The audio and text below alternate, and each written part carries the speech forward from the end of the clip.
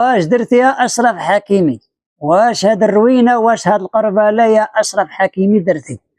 كان عليك ما ديرهاش يا أشرف حكيمي. ايوا دابا هاد الناس أجا ما يسكتهم. أشرف حكيمي يحتفل بالخريطة المغربية بعد تتويجه بدوري أبطال أوروبا. لن نقبل بهذا الشيء أبدا. هذا استفزاز للدولة الجزائرية بعد تتويجه مع باريس سان جيرمان اليوم أمام أرسنال. عنده الحق.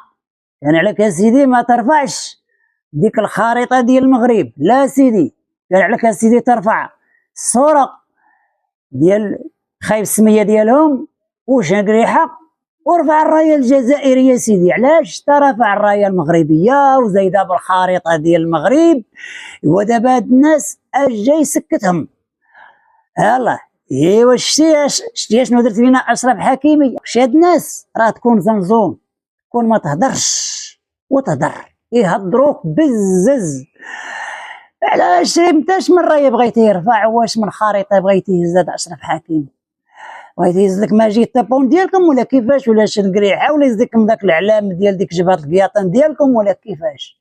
وعلاش ما دويتيش انت على فرنسا؟ شوف فرنسا شنو دارت أشرف حكيمي.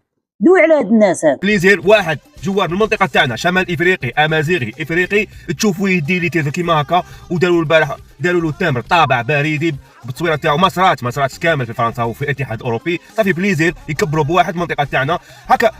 عبالك كيما يقولوا المنطقه تاعنا عمي. على زعما بدايه الالفيه كانوا لاعبين برازيليين طاغيين كامل لكم عندكم لي بوستر تاعو في ديوركم منا. صافي بليزير لاعب المنطقه تاعنا تشوفوا طاغي وجوار وليد فاميليا وكاع واش كاين مرضي الوالدين. هادو لا، هادو ما تقدرش تهضر عليهم، هادي ما مالكم. يلا تهضر على أشرف حكيمي حق راز خريطة ديال المغرب، وانت مالكم مال الخريطة ومالكم مال ديك الصحراء، والصحراء مخليه لك جدك. ثم مالكم واش مالكم هاد الناس الاخوان؟ راه انا ما غادي نرد عليهم، ما غادي نخلي شي تعليق عليهم.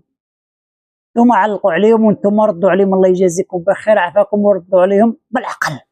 انا ما بغيتش شي مغربي يدخلوا هنا يسبهم ولا لا رد عليهم بشي حاجه بالعقل. راه ما عندهمش العقل، هما راه ما عندهمش العقل. على كل حال حنا اللي كيهمنا وهو برافو لأشرف حكيمي.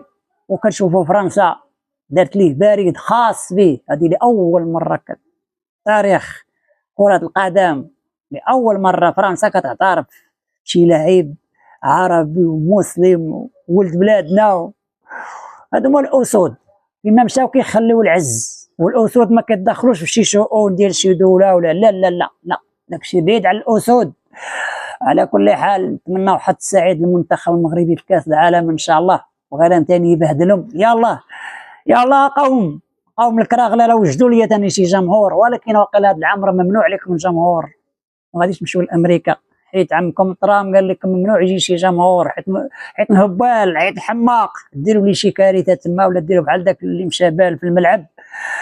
خاص اللي بغى يدخل تما شروط خليو، قال لكم شي قانون فلوس باش اللي بال تما يخلص. كونوا على يقين ما غاديش تحضروا تمايا.